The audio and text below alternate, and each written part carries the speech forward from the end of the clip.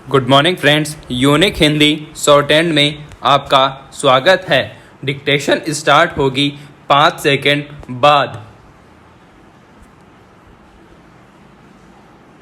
पिछले कई दशकों से यह चिंता कायम रही है कि देश भर में मातृ मृत्यु दर का जो स्तर बना हुआ है, उसके रहते हम विकास योजनाओं और नीतियों की कामयाबी का कितना दावा कर सकते हैं। हालांकि यह तस्वीर में सुधार के लिए समय समय पर सरकारों की ओर से अलग अलग कार्यक्रमों पर अमल किया जाता रहा, लेकिन अपेक्षित लक्ष्य हासिल नहीं किया जा सका।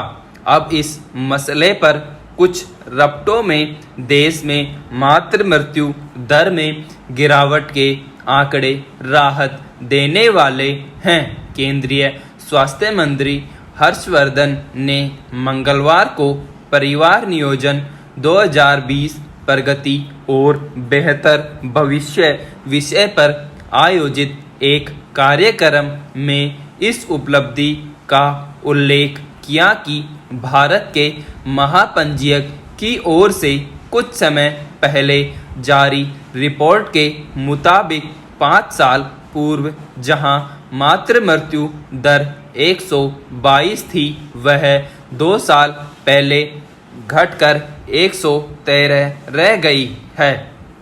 जाहिर है उससे पूर्व भी इस मसले पर स्थिति अच्छी नहीं थी, मगर जमीनी स्तर पर योजनाओं का लाभ पहुंचने के बाद तस्वीर में सुधार की प्रक्रिया जारी है।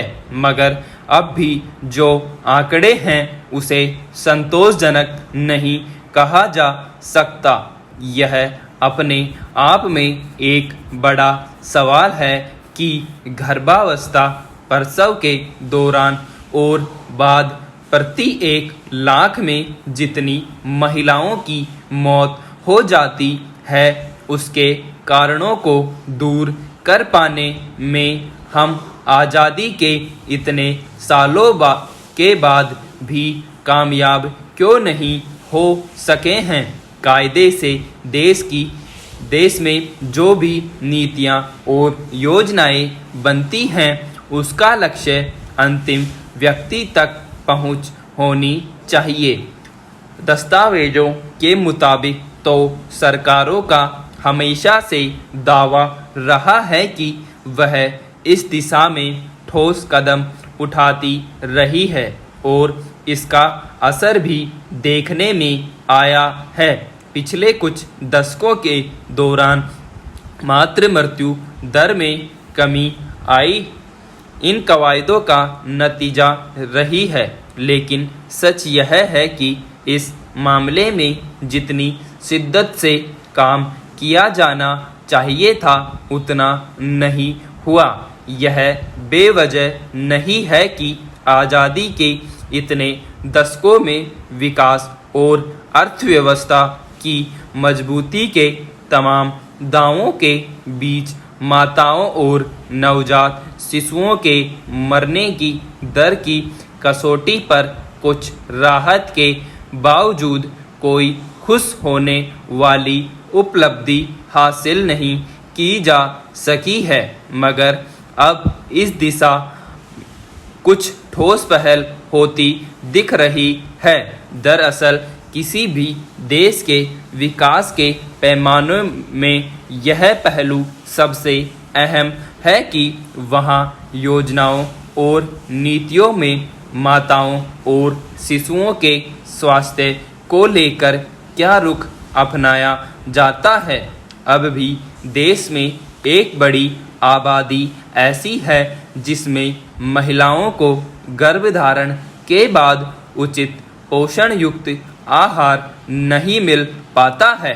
इसका असर न केवल उनकी तात्कालिक सेहत पर पड़ता है, बल्कि प्रसव के दौरान और बाद उनकी हालत अक्सर बेहद खराब हो जाती है। आए दिन ऐसी खबरें देश की नीतियों पर सवालिया निशान लगाती है। जिनमें कोई महिला बच्चे को जन्म देते हुए या उसके बाद जिंदा नहीं बच पाती है। बाल मृत्यु दर भी इससे अभिन्न हकीकत है। इसकी मुख्य वजह गरीब तबकों के परिवारों में गर्भावस्था के दौरान महिलाओं के लिए पोषण युक्त खान पान की कमी रही है। फिर जागरूकता की कमी की वजह से परिवार नियोजन की ज़रूरत की अनदेखी की मार थी। आमतौर पर महिलाओं को ही भुगतनी पड़ती है। समय के साथ अस्पतालों में प्रसव की सुविधा में विस्तार, पोषण युक्त आहार के लिए लागू होने वाले सरकारी कार्यक्रम सहित अन्य पहलकदमियों की वजह से स्थिति सुधरी है। मगर ज़रूरत इस बात की है कि शिशु मृत्यु दर के साथ साथ मातृ मृत्यु दर की समस्या को पूरी तरह खत्म करने के लिए ठोस पहलकदमी हो, क्योंकि देश के विकास की तस्वीर बिना इस समस्या से निपटे नहीं पूरी हो सकती। स्वच्छता को लेकर देश में जिस तरह की जागरूकता और जिम्मेदारी पिछले कुछ सालों में देखने को मिली है, उसी का परिणाम है कि आज सिर्फ इंदौर ही नहीं, कई शहर साफ सफाई के मामले में अव्वल साबित हो रहे हैं।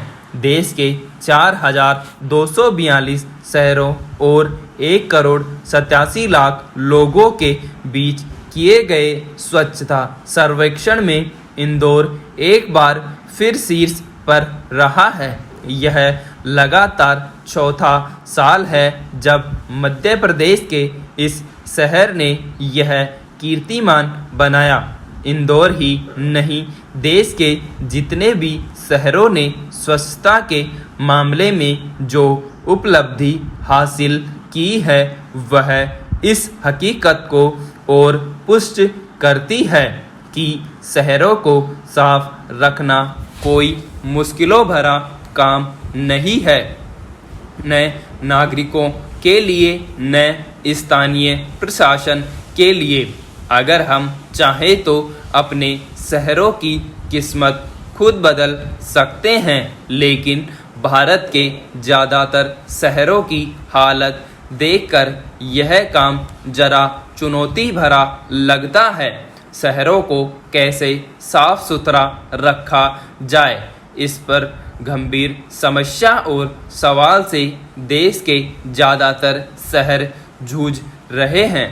पर अब हमें इसे किसी संकट के रूप में नहीं देखना चाहिए, बल्कि उन शहरों से प्रेरणा और सबक लेना चाहिए जो ऐसा करके दिखा रहे हैं। शहरों में साफ सफाई के स्तर को मापने के लिए कई मानक तैयार किए जाते हैं। इनमें रिहायशी इलाकों और परिसरों से लेकर कार्यस्थलों की सफाई तक का संज्ञान लिया जाता है। शहरों को साफ रखने में आज सबसे ज़्यादा समस्या कचरा प्रबंधन को लेकर है।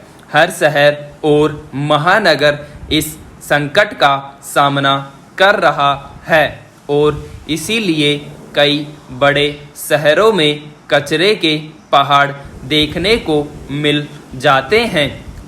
राजधानी दिल्ली भी इससे मुक्त नहीं है, जहां सालों से कचरे के 3 बड़े पहाड़ हैं और इनकी वजह से शहर की हवा प्रदूषित हो रही है। पिछले कुछ सालों से जब भी दुनिया के सबसे प्रदूषित शहरों की सूची बनती है तो उसमें शीर्ष 10-20 शहरों में भारत के कई शहर आ जाते हैं। शहरों की गंदगी भी वायु प्रदूषण का बड़ा कारण है। ऐसे में घूम फिर कर बात शहरों की सफाई पर आ जाती है। जो शहर आज भी जिंदगी और कचरे की समस्या से उबर नहीं पा रहे हैं, वहाँ कहीं न कहीं नागरिकों और स्थानीय निकायों दोनों में जिम्मेदारी का अभाव एक बड़े कारण के रूप में सामने आता है।